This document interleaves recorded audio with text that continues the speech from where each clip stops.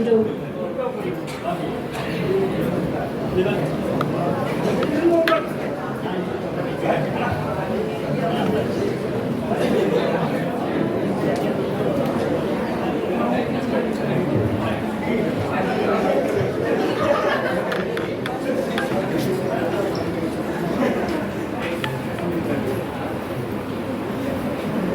கொஞ்சம் அமைதியா இருக்கணும்.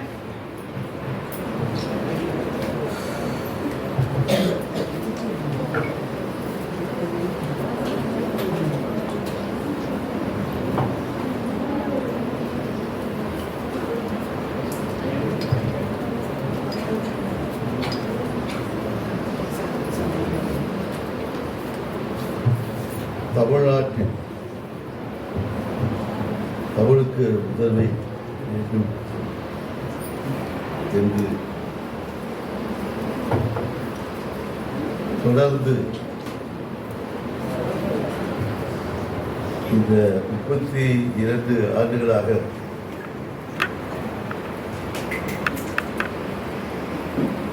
பயணம் செய்து கொண்டிருக்கிறேன். இந்த பயணத்தில் இந்த ஆண்டு மட்டுமல்ல, எந்த ஆண்டிலும் எனக்கு மிகவும் உறுதுணையாக இருக்கக்கூடிய நமது பேரூர் ஆதீனம் நமது சாதனைக்கு அறியலாக அவர்கள் மிகுந்த என் மீது அன்பு கொண்டவர்கள். தமிழை எங்கும் எதிலும் கொண்டு வர வேண்டும் என்ற ஆர்வமிக்க எழுச்சி வைத்தவர்கள். அவர்களிடத்திலே நான் வாழ்த்து பெற்றிருக்கிறேன். அதே போன்று அவருக்கு பின் நமது சாந்தலிங்கம் பரதாசன் அப்படிங்கிறார். அவர் மூத்த அடிகளாருடைய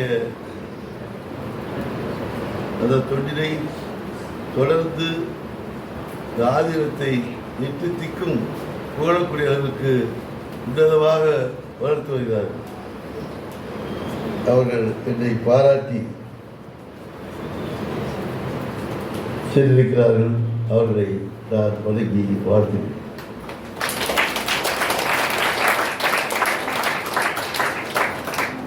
அடுத்து நம்முடைய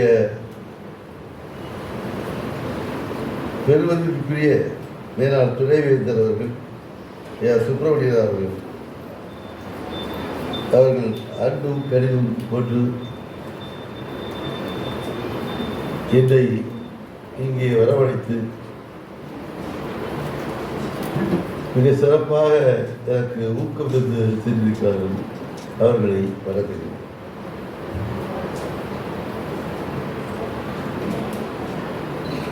என்னை இங்கு வரவேற்று பேசிய பெருமகனார் அப்பாவு புலவர் அப்பாவு ஐயா அவர்களே, என்னை வாழ்த்தி பேசிய புலவர் காளியப்பன் அவர்களே, அன்புக்குரிய அன்னூர் பாட்சா அவர்களே,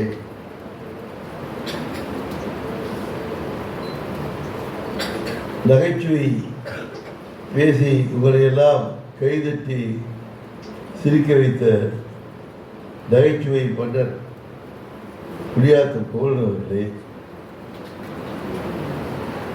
இந்த கல்லூரிய முதல்வர் பெருமதிப்புக்குரிய ஐயா சேதுராசன்,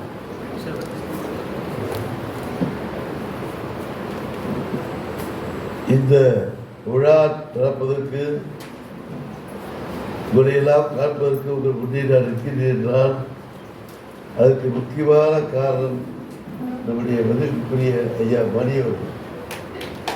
அவர்கள் இல்லை என்றால் பலமாக கைது.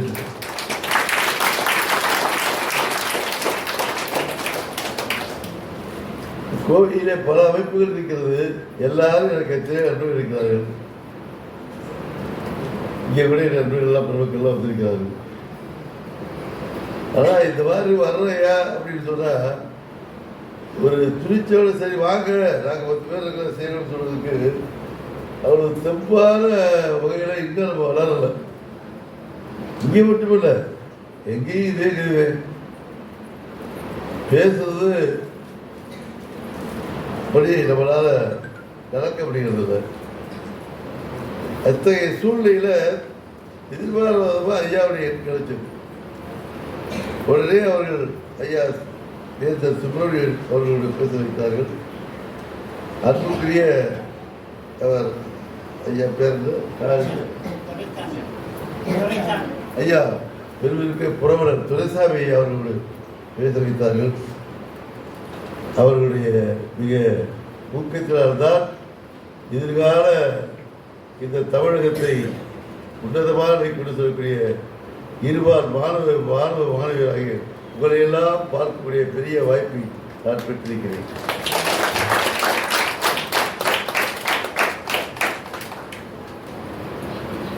மலேசியா ஒரு உன்னதமான நாடு. நான் உலகம் பூரா போயிருக்கிறேன்.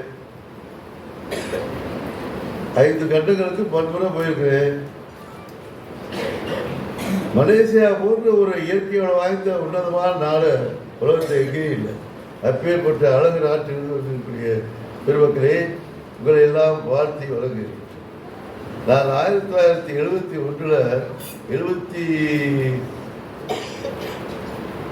நினைக்கிறேன் மலேசியாவுக்கு முதலாக சென்று அங்கே தமிழ் வளத்தை பிடாங்க. நீங்க எந்த ஊர் வந்திருக்கீங்க? எந்த பகுதி மலேசியாவில்? மலேசிய பெருங்குடி மக்கள் எந்த பகுதி? 30 தெரியுங்களே.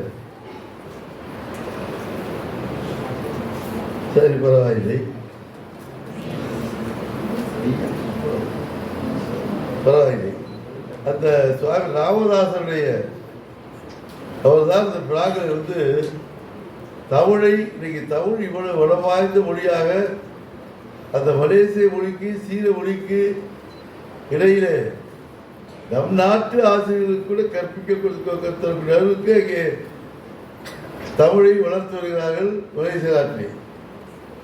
அதே மாதிரி சிங்கப்பூரிலே தமிழ் ஆட்சி மொழியாக இருக்கிறது. அது மட்டுமல்ல, உலகமெங்கும் இன்று தமிழுக்கு ஒரு உன்னதமான வாய்ப்பு. எல்லா நாடுகளிலும் தமிழ் வளர்ந்து இன்று தமிழ் உலக மொழியாக கோலோச்சி கொண்டிருக்கிறது. தமிழ் ஒரு உலக மொழி இன்னைக்கு அந்த அளவுக்கு வளர்ந்துருக்குது. ஆனால் தமிழ்நாட்டில் இன்னும் தமிழ் துறைதோறும் வளரவில்லை என்று நாம் போராடி கொண்டிருக்கிறோம். இந்த நாட்டில் உள்ள வணிகர்கள் எல்லாம் சட்டம் போட்டால் கூட பெயர் பலகையை தமிழில் எழுதி வைக்க முடியல. அரசாங்க சட்டம் இருக்குது, தமிழ் மொழியை முதல்ல எழுதணும், அதுக்கு பின்னால சின்ன எழுத்துல ஆங்கிலத்தை எழுதி போட்டுக்க அப்படின்னு சொல்றாங்க. அதை கேட்டு இங்கே இருக்கக்கூடிய பொருள் வாங்கக்கூடியவர்கள்லாம் யாரு? தமிழர்கள். குப்பொரு சுப்பொரு கிராமத்தில் உள்ளவர்கள்லாம் எல்லாரும் இங்கிலீஷ் பேசுவாரா? பேச மாட்டாங்க, தமிழ் தான் பேசுவாங்க. தமிழ் பொருளை கேட்குறாங்க. ஆனால் இருக்கிற வணிகரும் தமிழர் தான். ஆனால் பலகையில் மாத்திரம் இந்த தமிழை எழுதி போட பிடிவாதம் பிடிச்சிக்கிட்டு இருக்காங்க. இங்கே இப்போ இருக்கிற அமைச்சர் சுவாமிநாதன், தமிழ் அமைச்சர், கெஞ்சி கேட்டுக்கிட்டு இருக்காரு. சத்தமே போட்டு பார்த்தாச்சு. இப்படி மக்கள் இருக்கிறார்கள். தமிழில் பேர் வைக்க வைக்க எல்லா பேரையும் பார்த்தா வாயில் விளையாத பேர் என்னென்ன பேர்லாம் வைக்கிறாங்க. இவைகளையெல்லாம் நாம் நீக்க முடியவில்லை. மலேசியாவில் இருக்கிறது. நான் ஒரு மலேசியாவுக்கு போயிருந்தேன். அங்கே ஒரு ரீஜிங் தோட்டம்னு ஒரு தோட்டம் இருக்கு. அந்த தோட்டத்துக்கு காலையில் 5 மணிக்கே தெரிஞ்சு போய் பால் செய்ய ஆரம்பிச்சாங்க, ரப்பர் தோட்டம். அப்போ நான் அந்த கூட்டத்தில் இருக்கும்போது அங்கே சோமசுந்தரம் இருக்காரு, கூட்டுறவு சங்கத்துடைய இயக்குனர். நான் இது மாதிரி தோட்டத்தை பார்க்கணும்னு சொன்னேன். அவர் அந்த தோட்டத்தை எங்கடி விட்டார், காலையில் கூட்டு போய் சொன்னார். ஒரு படியார் அதை போட்டு மரத்தை வச்சு வெட்டி, அம்மா உங்கள் பேர் என்னன்னு கேட்டேன். தமிழரசின்னு சொன்னாங்க. எங்கே? மலேசியாவில். இன்னொரு நண்பரை கேட்டேன், உங்க பேர் என்ன கேட்டு, என்னோட கதிரவன் சொன்னார். இப்படி மலேசியாவில் இருக்கக்கூடிய தமிழர்கள் மானத்தோடு தன்னுடைய பெயரை நல்ல தமிழில் வைக்கிறார்கள். நம் நாட்டு தமிழர்கள் எப்படி வைக்கிறார்கள் பெயரை இவர்களால் தெரியும். ஆகவே நம்மிடத்தில் ஒரு உன்னதமான ஒரு எழுச்சி ஏற்பட வேண்டும். நாங்கள்லாம் நீ மாணவர்கள், வருங்கால சமுதாயம் உங்கள் கையில் இருக்கு. அது இந்த சாதரிக்கிறார். இந்த வேறொரு ஆதீனத்தில் உள்ள பிள்ளைகள் எல்லாம் தமிழ் வளமும் தமிழ் எழுச்சியும் தமிழுடைய உன்னதமான படைப்பாற்றலும் கொண்ட உன்னதமான மாணவர்களெல்லாம் தமிழ் மொழியை உலகுக்கு உலகம் பரப்ப வேண்டும். உன்னத ஆர்வமுடைய மாணவர்களெல்லாம் எழுச்சியும் தருகன்பையும் உறவும் தமிழ் பற்றும் தமிழ் வீரமும் தமிழ் மானமும் தமிழ் செழுமையும் உண்ட இந்த பேருராதன கல்லூரி மாணவர்கள் உன்னதமானவர்கள். நீங்கள் இருக்கு ஒரு காலத்தில் தமிழை உலகளாவிய மேலும் மேலும் வளர்க்க வேண்டும், செலுக்கி செய்ய வேண்டும். அதற்காகத்தான் எங்களை போன்றவர்கள் எல்லாம் இன்று பாடுபட்டுக் கொண்டிருக்கிறோம். எத்தனையோ இங்கே இந்த தமிழ் காப்பு கழகத்தின் சார்பாக கூட்டி இயக்கத்தின் சார்பாக இதை ஆரம்பித்த ஓராண்டுக்குள்ளே இத்தனை 5 மாணவர்கள் நடத்திருக்கிறார்கள் என்று சொன்னார். அதெல்லாம் இந்த எழுச்சியை மேலும் பற்ற வைக்க வேண்டும், பரவ வைக்க வேண்டும் என்பதற்காகத்தான். இன்று தமிழ்நாட்டில் இது மட்டும் கிடையாது, கல்லூரிகள் தமிழ் வாயிலாக கல்வி வேண்டும், எங்கும் தமிழ் எதிரும் தமிழ், தொலைதோறும் தமிழ் கல்வி மொழியாக தமிழ் வர வேண்டும். இந்த நம் நாட்டில் ஆதி காலத்திலிருந்து தமிழுக்கு எத்தனையோ தடைகள் போராடி கொண்டே இருக்கிறது தமிழ் மொழி. இந்த போராட்டத்திலே தான் நாம் போராடி இந்து மட்டும் அல்ல, இவர் என்று பிறந்தனர் என்று அறிய முடியாது என்று தாய் என்று சொல்கின்றார். கல் தோன்றி மண் தோன்ற காலத்தே முன் தோன்றி மூத்த குடி மூத்த தமிழ். இன்னைக்கு இயற்கையோடு இணைந்து வளர்ந்தது தமிழ் மொழி. இயற்கை காக்கா எப்படி கத்துது, கா இருக்குது. வானம் எப்படி கத்துது, அம்மான்னு இருக்குது. இப்படி இயற்கையோடு இணைந்த இந்த மொழி வளத்தைத்தான் அதற்காகத்தான் சொல்லுகின்றார், உலகத்தின் அனைத்து மொழிகளுக்கும் தாய்மொழி தமிழ் மொழி.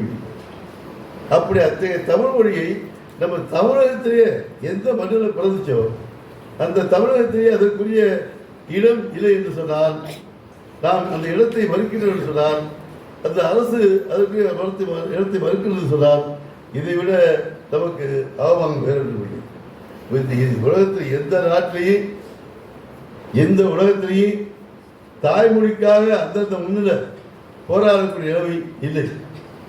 ஆனால் தமிழ்நாட்டில் இந்த அவமானகரமான நிலைப்பாடு உண்டாகி கொண்டிருக்கிறது. ஆகவே தமிழர்களே, தமிழ் தம்பிகளே, நீங்களாம் எதிர்காலத்தாங்கலாம் சிறுபடியாக இருக்கும்போது எங்களுக்கு பல வகையான கூட்டமான ஒரு வளர்ச்சி நிலைகள் ஏற்படும். நான்லாம் சிறு பிள்ளையாக இருக்கும்போது விடுதலை காலத்தில், இந்த அடிமை காலத்தில் சுதந்திரத்துக்கு போராடும் போது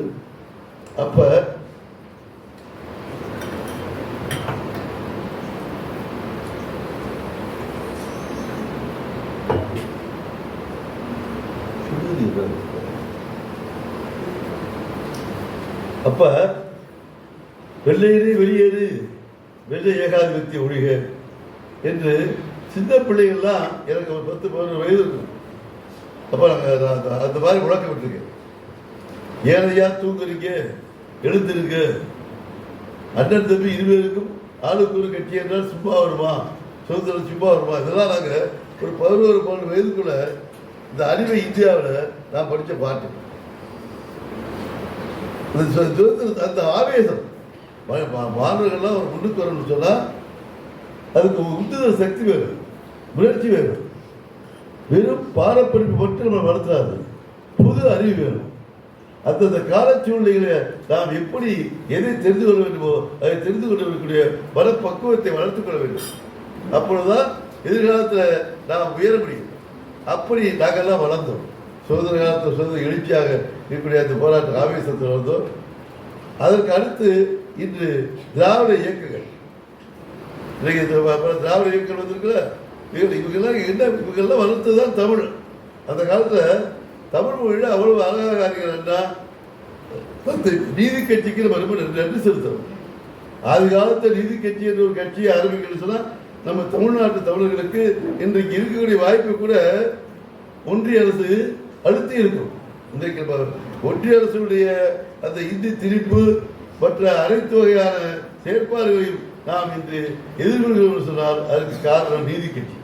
அப்புறம் தந்தை பெரியார், அப்புறம் அறிஞர் அண்ணா, அப்புறம் கலைஞர், ஆசத்தம்பி, இப்படி பல அந்த இயக்கத்தில் பல பத்திரிகைகள், பல பேச்சு சோழவர்கள் சோழியவர்கள் அஞ்சான் அவன் இகழ்வர்கள் யாருக்கும் எழுதி என்று சொல்லக்கூடிய அது சொல்லு தமிழ் பேச்சு. அப்படி தமிழ் பேச்சு ஒன்றுதான், தமிழ் முதலில் ஒன்றுதான் அந்த இயக்கத்தை வளர்த்தது. அந்த இயக்கத்துடைய எழுச்சிகள்லாம் படிக்கக்கூடிய எங்கள் மாணவர்களிடத்திலே ஒரு தாக்கத்தை ஏற்படுத்தியது. அதனால் எங்கள் தமிழ் வளர்ச்சி, தமிழ் உணர்ச்சி ஏற்பட்டது. இப்படியெல்லாம் உணர்ச்சி, தமிழ் எழுச்சியையும் உணர்ச்சியும் ஊற்றக்கூடிய இயக்கங்கள் இப்பொழுது மாணவர்களிடத்தை ஊற்றக்கூடிய இயக்கங்கள் இப்பொழுது இல்லை. அப்படி இந்த காலகட்டத்தில் எப்படி மாணவர்களுக்கு உணர்ச்சி உண்டாக்குவது, எழுச்சியை உண்டாக்குவது, வளர்ச்சியை உண்டாக்குவது? தமிழ் மீது தமிழாசிரியர் அந்த கால தமிழாசிரியர்கள் அவ்வளவு தமிழ் பற்றோடு பாடுபடுத்தினார்கள். இப்பொழுது அனைத்து தமிழாசிரியர்களுக்கும் அந்த ஒரு தொல்காப்பியத்தை பற்ற வைத்திருக்காரு. தொல்காப்பியம் தான் மூலம் என்று சொல்கிறார் ஐயா அவர்கள். அப்படி எழுச்சியோடு அந்த பாடல்களை ஊட்டக்கூடிய உணர்ச்சி மிக்க தன்மைகளை இன்று நமது தமிழாசிரியர்கள் போதுமான அளவிற்கு இல்லை. இவைகளெல்லாம் எண்ணி பார்த்து மாணவர்களுக்கு மனதிலே புதிய எழுச்சியும் புதிய ஒரு பரிணாம வளர்ச்சியும் புதிய கோலத்திலே தமிழை எடுத்துக்கொண்டு வேண்டும் என்ற ஒரு அக்கறையும் மாணவர்களுக்கு ஏற்பட வேண்டும். அதற்கு நாம் என்று நல்ல தமிழ் நூல்களை படிக்க வேண்டும், திருக்குறளை படிக்க வேண்டும். திருக்குறளை நன்று மாதம் படிப்பேன். நான்லாம் இளமையாக இருக்கும் பொழுது 6வது 7வது படிக்கும் போதே திருக்குறள் வந்துச்சு. அதை பாடமாக வைத்து வைத்தால் அந்த உரம் தான் எனக்கு இன்று உதவுகிறது.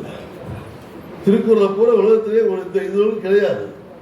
நான் சொல்ல ஆல்பர்ட் ஸ்வைட்சர் சொல்லக்கூடிய ஒரு பாதிரியார் எல்லா பைபிள், குர்ஆன் போன்ற நூல்களெல்லாம் படித்து உணர்ந்த வரிபேதை அவர் சொன்னார், அந்த உலகத்திலேயே ஒரு உன்னதமான ஒரு நூல், ஒரு உலகத்துக்கு பொதுமையான நீதியை சொல்லக்கூடிய ஒரு நூல் இருக்கிறது சொன்னால் அது திருக்குறள் என்று சொன்னார். ஆகவே அந்த திருக்குறளை படிக்க வேண்டும். இந்த காலத்தோடு ஒத்த உணர்ச்சியை உண்டாக்குவதற்கு ஒரு உதவி. நான் முதல்வன் முதல்வர் திட்டம் கொண்டு இருக்காரு.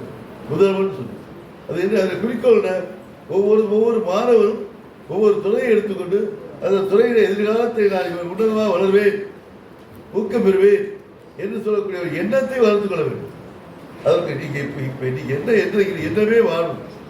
இன்றைக்கு நீங்க என்ன எண்ணுறீங்களோ அதுதான் எதிர்காலத்தில் வாழ்வாங்க. அப்படி நான் சிறுமொழி 10ஆம் வகுப்பு படிக்கிற நேரத்தில் ஒரு புத்தகம் எனக்கு கிடைத்தது. அந்த புத்தகத்தின் பேர் முன்னேறுவது எப்படி. அது எம்ஆர் அப்துல் ரஹீம் என்று சொல்லக்கூடிய ஒரு பெரிய முக்கியமான ஒரு எழுது. அதில் கொதிக்கும் மனநிலையும் கொழுந்து விட்டு ஆசை உடையவராக இருக்கு. ஒன்று கைவிட்டு ஒரு இறைச்சி தொண்டிருக்கிற உள்ளத்திலே அந்த இறைச்சி தொண்டு நல்லதாய் நீயும் நல்லவழி, அது கெட்டதாய் நீயும் கெட்டவழி. இந்த மனது இருக்குது, இந்த மனதை நாம் புடம் போட்டு சீராக மாறுபாடின்றி பண்பாக ஓங்கிய தமிழை வளர்த்தால்தான் அது எதிர்காலத்தில் நமக்கு பலனை கொடுக்கும். இந்த மனதை தூய்மையாக வைத்துக்கொள்ளும். எல்லாத்தையும் விட அனைத்து அரண் எது, எல்லா தரமும் எது அடங்கி இருக்குது, உன்னுடைய மனசை சரியாக வைத்துக் கொள்வதாக இருக்கிறது. அந்த மனதில் தொழுது விட்டு எரிகிறது. நம்ம எதிர்காலத்தை முன்னுக்கு வரணும், ஆட்சிப்படுத்துகளுக்கு வரணும். இங்கே இந்த கொழு நான் அப்படியா உன்னதமான ஒரு மருத்துவர் ஆவேன், உன்னதமான ஒரு கவிஞர் ஆவேன், உன்னதமான ஒரு அறிவியல் மேதையாவேன், உன்னதமான ஒரு அரசியல் மேதையாவேன். இப்படி நீங்கள் கனவு காணக்கூடிய கனவு தான், இந்த கனவு தான் நாளை உங்களுக்கு நலவாக வரப்போகிறது. இதைத்தான் நமது முதல்வர் என்ற திட்டத்தில் வலியுறுத்தியிருக்கிறார். அதாவது முதல்வர் ஸ்டாலின் அவர்கள் அந்த முதல்வன் என்று சொல்லி திட்டத்தை கொண்டு வந்து இதை பண்ணதான். இதை நான் உள்ளத்தை ஏற்றுக்கொள்ள வேண்டும். அதுக்கு எங்களுக்கு அந்த காலத்தில் அது மாதிரி ஒரு தமிழ் உணர்ச்சி ஏற்ற வாய்ப்புகளாக இருந்தது. இந்த காலத்தில் அது ஆசிரியர்கள் தான் உருவாக்க வேண்டும், அரசு தான் உருவாக்க வேண்டும். அந்த எழுச்சியை நீங்கள் பெற்றுவிட்டால் நீங்கள் எதிர்காலத்தை எந்த உன்னதமான வெற்றியையும் பெறலாம். இன்று நம்ம தமிழர்கள் மாதிரி உலகத்தில் அனைத்து மொழிகளையும் தழுவி செல்வர்கள் கிடையவே கிடையாது. இந்த தமிழ்நாடு 2000 ஆண்டுகளுக்கு முன்னால எத்தனை பேருக்கு அறிவிப்பட்டிருக்கு. நம்முடைய மொழியினுடைய சிறப்புகளை இழந்திருக்கிறோம். இந்த குடியாட்சியோட நம்முடைய மொழியை அறிவுப்படுத்த, நம்முடைய பண்பாட்டை அறிவுப்படுத்த, நம்முடைய அனைத்து உரிமைகளையும் பறித்து நம்மை வெறுமனை ஆக்கிவிட துடித்துக் கொண்டிருக்கிறது இருக்கிறார்கள். அது எதை வைத்துக் கொண்டு ஒரே நாடு யாரு சொல்றது? ஒரு தமிழரை போன்று ஒருமைப்பாட்டையும் உலக ஒருமைப்பாட்டையும் உணர்ந்தவர் கிடையாது. இன்னைக்கு 2000 ஆண்டுகளுக்கு முன்னாடி யாரும் ஊரே யாவரும் கேள்வி பாடுறது யாரு பாடுறது? யாராவது சொல்லுவாங்களா? மாணவர்களா? யாரும் நீங்க சொல்லாதீங்க, மாணவர்கள் சொல்லுவோம். யாரும் ஊரே யாவரும் கேள்வி பாடுறது யாரு? மாணவர்கள், படித்த மாணவர்கள். தனியன் பூங்குன்றா எத்தனை ஆண்டுக்கு முன்னாடி? 2000 முன்னாடி போயிருக்கான். இந்த உலகத்தை ஒரு குடும்பம் பார்த்துருக்கான். எல்லாரும் எங்கள் உறவு, எல்லாரும் எங்கள் ஊர், எல்லாரும் எங்கள் சொந்த மக்கள், எங்கள் சொந்தக்காரர் என்று பாடிய 2000 ஆண்டுகளுக்கு கூடிய முன்பு உலக ஒருமைப்பாட்டை பற்றி பாடியவர் எங்கள் தமிழ் கவிஞர். எங்கள்கிட்ட நீங்க இந்திய ஒருமைப்பாட்டை பேசி எங்களுடைய உரிமைகளையும் எங்களுடைய உன்னதமான பண்பாட்டையும் சிதைக்காது. தெரியுதுங்களா?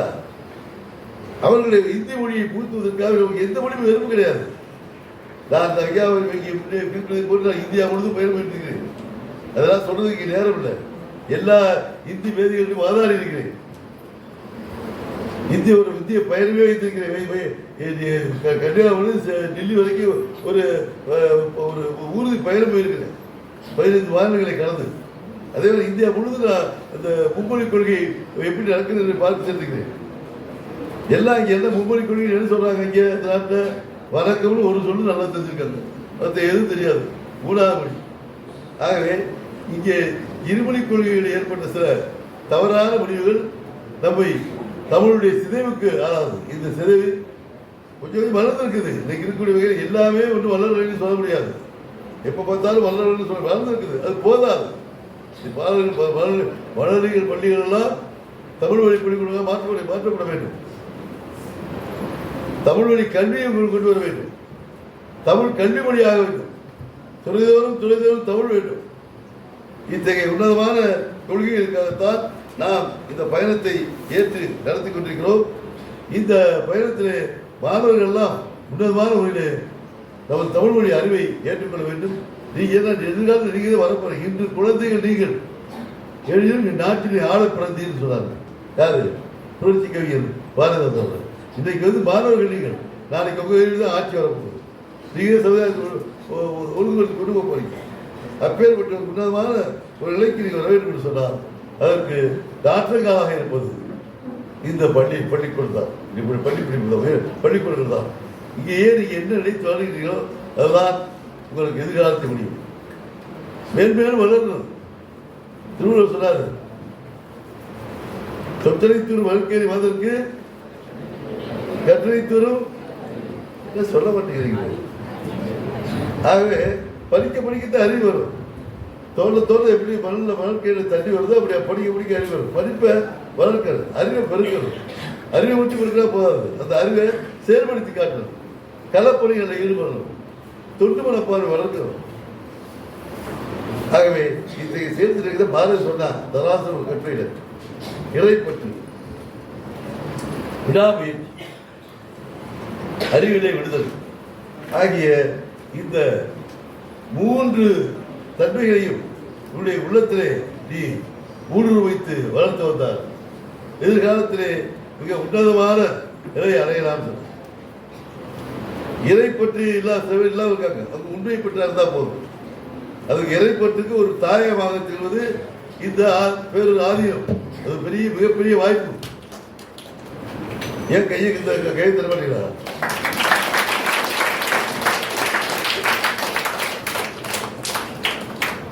இறை உணர்வு மனசுக்கு பாசை இல்லாத என்று சொல்லக்கூடிய கொள்கையோடு கூடிய இறை உணர்வு.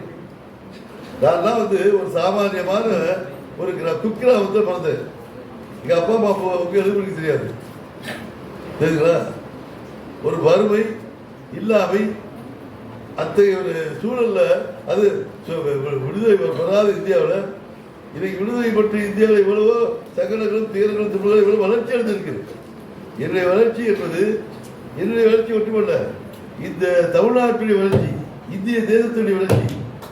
நான் இன்னைக்கு உலகம் முழுவதும் போயிருக்கேன், வந்திருக்கேன், இவ்வளவு காரியங்கள் பண்ணியிருக்கேன்னா அதுக்கு பல இளைஞர்கள் மத்தியில் இந்தியா வளர்ந்துருக்குது. அதை இந்த அரசியல்வாதிகள் சில பேர் வர்றவங்க அப்பப்போ குழப்பறாங்க. புரியுதுங்களா? அவங்களுக்கு சரியான பாடம் கொடுக்கணும். பாடம் கொடுக்கணும்னா அதுக்கு உங்களுக்கு அந்த நேர்மையான உள்ள வேணும். அப்பதான் இந்த இந்திய ஒருமைப்பாட்டை காப்பாற்ற முடியும். நம்ம அறிவுப்படுத்தக்கூடிய வேலைகளை இங்க ஒரு ஆளுநர் வச்சு செஞ்சுட்டு இருக்காங்க ஒன்றிய அரசு. இந்த மாதிரி ஒன்றிய அரசு இருக்கக்கூடாது. ஒருமைப்பாடு எதிர்க்கிறோம். அந்த மனப்பான்மையில தீமை செய்வதற்கு காரணம் கேட்டால் மோதி மிதித்து விடு பாப்பா, முகத்தில் விழுத்து விடு பாப்பா பாரதி. பாதகம் செய்வாருக்கு என்றால் நீ பயப்படலாகாது பாப்பா, மோதி மிதித்து விடு பாப்பா, அவர் முகத்தில் விழுத்து விடு பாப்பான்னு சொன்னார். ஆகவே அத்தகைய துணிவு, அரசார்ந்த தன்மை, ஒழுக்கம், பண்பாடு. நம்ம பண்பாடு உலகத்துக்கே எடுத்துக்காட்டான பண்பாடு. இன்னைக்கு இது கீழடி போன்ற இதெல்லாம் நமக்கு தெரியப்படுத்திருக்கிறது. இதெல்லாம் படி தெரிஞ்சுக்கிறது. ஆசிரியர்களை ஊட்டுறது. அன்றைக்கு ஆசிரியர் எப்படி மொழிப்பட்டி இடப்பட்டி ஊட்டுறாங்களோ அந்த மாதிரி இன்றைய ஆசிரியர் ஊட்டுறது. அது தேடி தெரிஞ்சுக்கிறது. அப்படி தேடி தெரிந்து கொண்டால்தான் இன்றைக்கு தமிழ் மொழியுடைய ஒரு தமிழ்நாட்டை தமிழுக்கு உதவி, எங்கும் தமிழ் எதிரும் தமிழ் என்று கொள்கை வர வேண்டும் என்று சொன்னார். முதல்ல மாணவர்களுக்கு எழுச்சி இன்றைக்கு எப்படி இந்த நிலைமை ஏற்படுது, இருமொழி கொள்கை எப்படி ஏற்படுது? இந்தி மொழி எதிர்த்து மாணவர்கள் ஆர்ப்பாட்டம் துப்பாக்கி மொழி இருந்தார்கள். விடுதலை போராட மிகப்பெரிய மொழி போர் இந்த நாட்டில் நடந்தது. மாணவர்கள் எழுச்சியாக நடந்தது. அதனால ஆட்சியை மாற்ற வந்தது. அந்த ஆட்சியை மாற்றுறது இன்னும் மாற்ற முடியல. மற்ற கட்சிக்காக இந்திய கட்சிகளாக மாணவர்கள் வலிமையானது, வேகமானது. அதற்குரிய பயிற்சி வர வேண்டும். அதான் சொன்னான் பாரதி, அறிவிலை விடுதலை, இறைப்பற்று அறிவிலை விடுதலை. எத்தனையோ அறிவாளிகள் வந்திருக்காங்க, மிக வேதைகள்லாம் வந்திருக்காங்க. அவங்கள சொல்லிக்கிட்டு இருக்கணும், இவர் அறிவாளி, அவர் அறிவாளி, ஒரு அறிவாளி சொல்லிக்கிட்டு இருக்கோம். இப்படி சொல்லிக்கிட்டே இருக்காத. இந்த அறிவாளிகளுக்கு மேல நீ அறிவாளி ஆகுது. அதனால என்ன செய்யணும்? நான் ஆவேன் அப்படிங்கிற ஒரு துணிச்சல் வேணும், மாணவனுக்கு வரணும். என்ன இந்த எழுதுகளை பிடிச்சி எழுத ஆரம்பிக்கும் போது இந்த கவிதை துறையை சொன்னாங்க எல்லாரும். பாரதியாரோட எழுதி போறீங்களா, பாரதிதாசனோட எழுத போறீங்களா? இத்தனை கவிஞர்கள் செங்காலத்தில் எனக்கு அது இயற்கை கொடுத்தவரை வந்து கொண்டே இருந்தது. நான் துணித்து எழுதி கொண்டே இருந்தேன். இன்றைக்கு உலகம் பூரா போகக்கூடிய வாய்ப்பை இந்த கவிதை கொடுத்திருக்கிறது. உலக மக்களுக்கு தொண்டு செய்யக்கூடிய வாய்ப்பை இந்த கவிதை கொடுத்திருக்கிறது.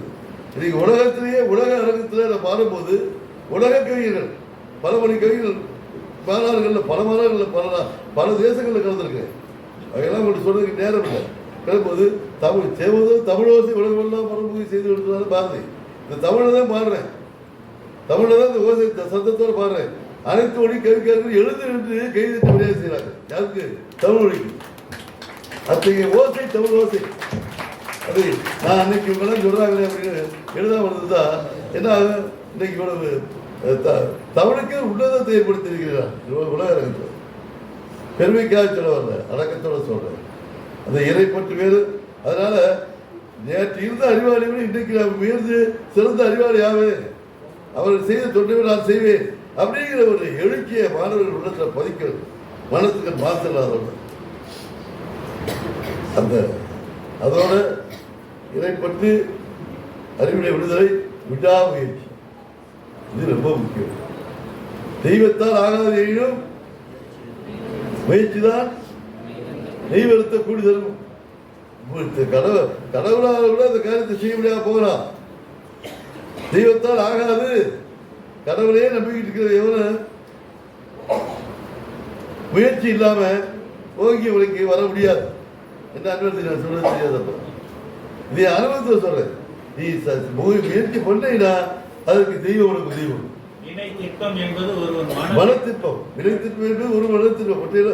இவ்வளவு காரியங்கள் எப்படி செய்யறோம் ஒவ்வொருத்தரும். நான் நேற்று கூட ஒரு மாணவனுக்கு சொல்லி கொடுத்தேன். சொன்னேன், டேய் நீ அவன் வரல இவன் சொல்லாரா, நான் இவ்வளவு காரியம் செய்யறேன், யாரும் கேள்வி செய்யறா? கன்னியாகுமரி கூட சரி வரைக்கும் நடந்தேன்.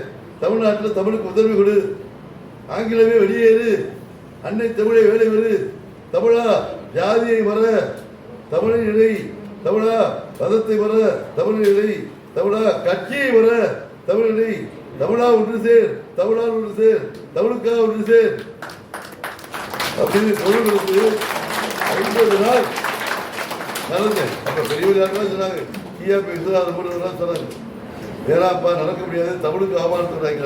என்னால் முடியுமையா அப்படி நடந்து காமிச்சு 36 சாமி அடிகளாக எவ்வளோ பெரியவங்க. ஐயா துணைவேந்தர் பெரியவங்க. மணி அந்த ஐயா புறவினர்